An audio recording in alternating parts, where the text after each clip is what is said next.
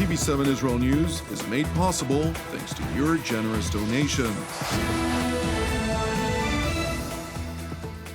Shalom, good evening. This is TV7 Israel News broadcast to you from Jerusalem. And in today's top stories, unidentified aircraft struck multiple Iranian targets in Syria. Iran says it accumulated a considerably higher amount of enriched uranium beyond the figures reported by the International Atomic Energy Agency. Jerusalem proclaims its keen aspiration to broaden the Abraham Accords, including with the Palestinians. Ongoing German Chancellor Angela Merkel stressed that her country would preserve its post-Holocaust commitments to the State of Israel, regardless of who may hold the reins of power in Berlin.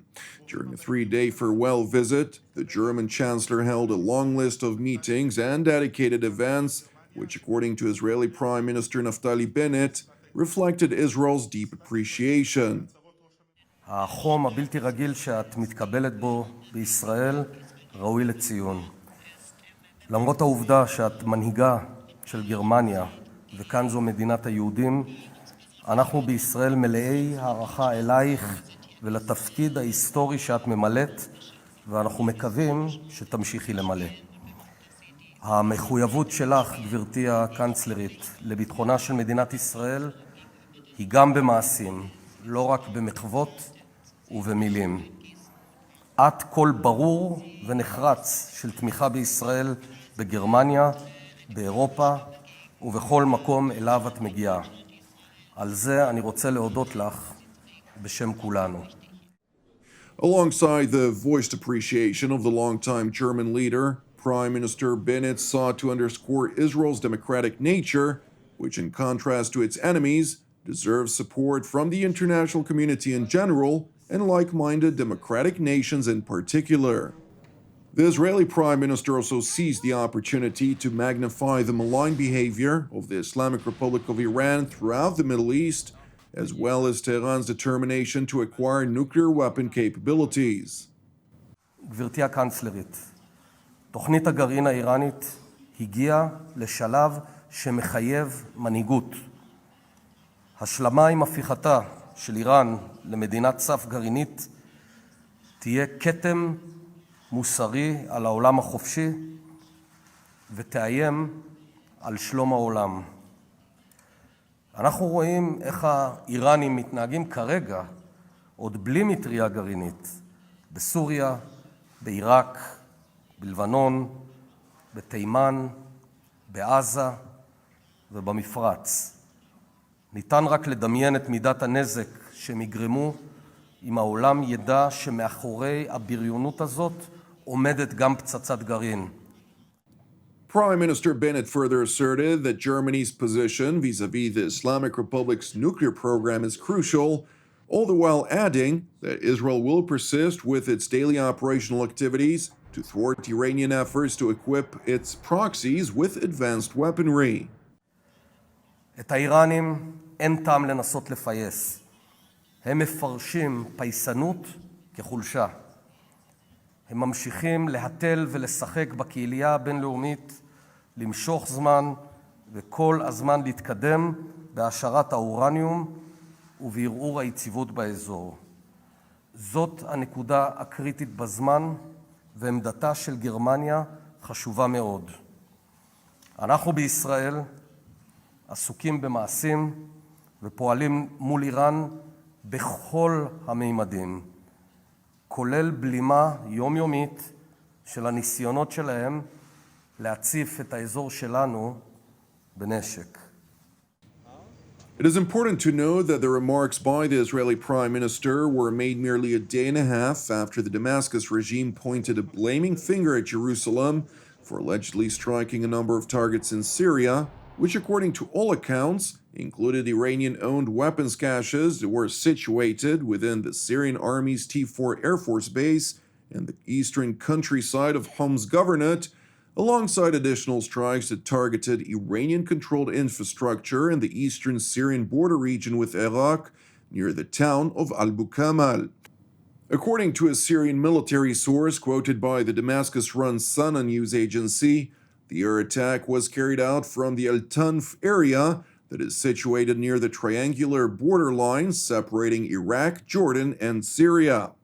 And while Syria's aerial defense array was activated, substantive damage was reported in both the Syrian T4 Air Force Base and Iranian infrastructure that served as a training hub for proxies operating in the region.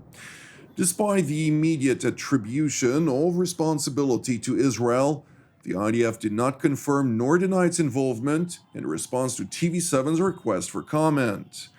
It is important to highlight that the aerial strike took place less than 12 hours before Iranian Foreign Minister Hossein Amir-Abdollahian traveled from Beirut to Damascus, where he held talks with Syrian President Bashar al-Assad, including on ways to further bolster bilateral cooperation on a number of topics of mutual interest.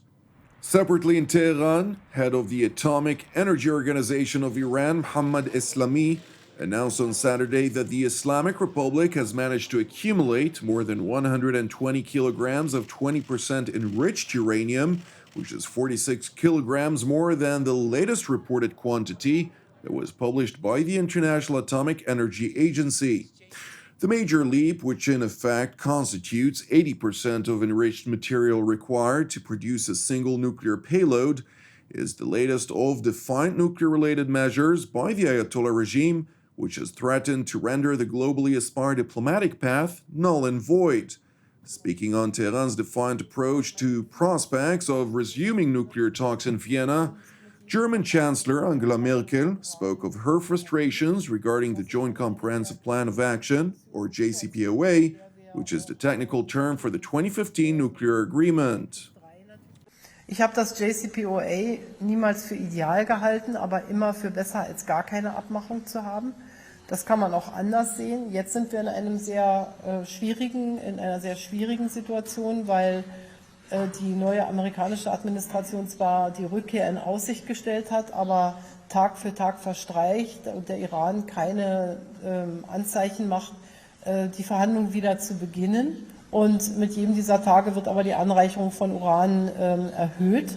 Und das ist schon eine sehr kritische Situation, in der wir auch unter den E3+3 natürlich miteinander sprechen müssen, was das bedeutet. Und ich sehe auch hier Russland und China in der Verantwortung, denn wenn das JCPOA nicht mehr das ist, was es bezwecken sollte, dann ist das natürlich schwierig. Deshalb stehen uns jetzt sehr, sehr entscheidende Wochen in dieser Frage bevor. Turning to the foreign ministry in Jerusalem, where Israeli Foreign Minister Yair Lapid addressed a lobby for the advancement of the Abraham Accords, asserting Jerusalem's efforts to broaden its circle of peace.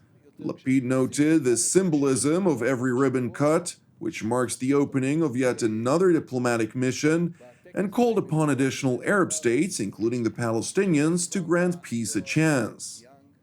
ובכל פתיחה של שגרירות יש את אותו טקס מסורתי, מביאים כרית מקטיפה, שעליה יש שני זוגות של מספריים, ואני ושר החוץ האמירתי, או שר החוץ הבחרייני, או שר החוץ המרוקאי, גוזרים את הסרט ומכריזים על פתיחת השגרירות.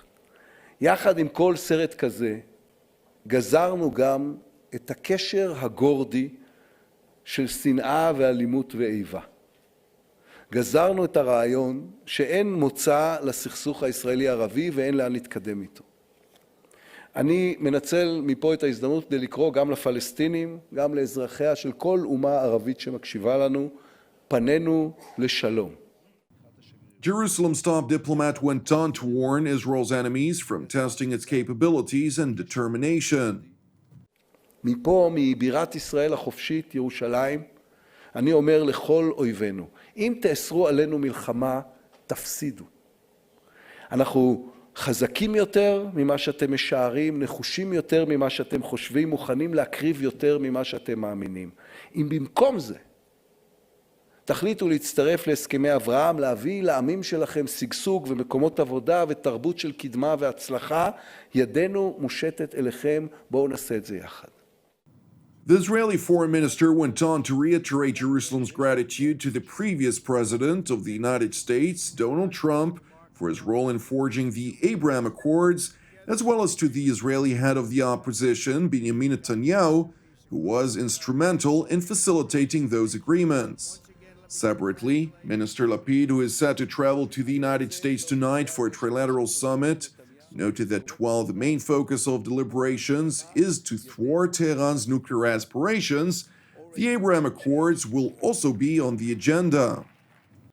אני יוצא הלילה לוושינגטון להיפגש עם הממשל, בין השאר כדי לעשות פגישה משולשת עם מזכיר המדינה אנטוני בלינקן ועם שר החוץ האמירתי, הוד מעלתו השייח עבדאללה בן זאיד.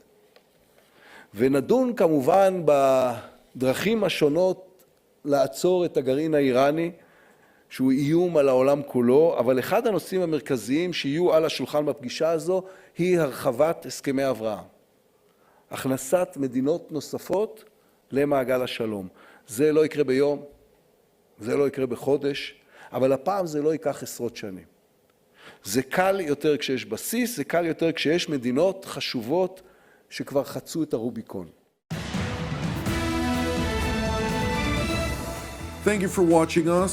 As part of TV7 Israel's prayer initiative, I would like to encourage you today to join the team and me here in Jerusalem to lift up Argentina in prayer for its salvation and peace, alongside prayers for our persecuted brothers and sisters worldwide, in addition to our ongoing prayers, of course, for the peace of Jerusalem and the salvation of Israel. I'm Jonathan Hassan, wishing you a Shavua Tov U'Mevorach, and we will see you again tomorrow at the same time.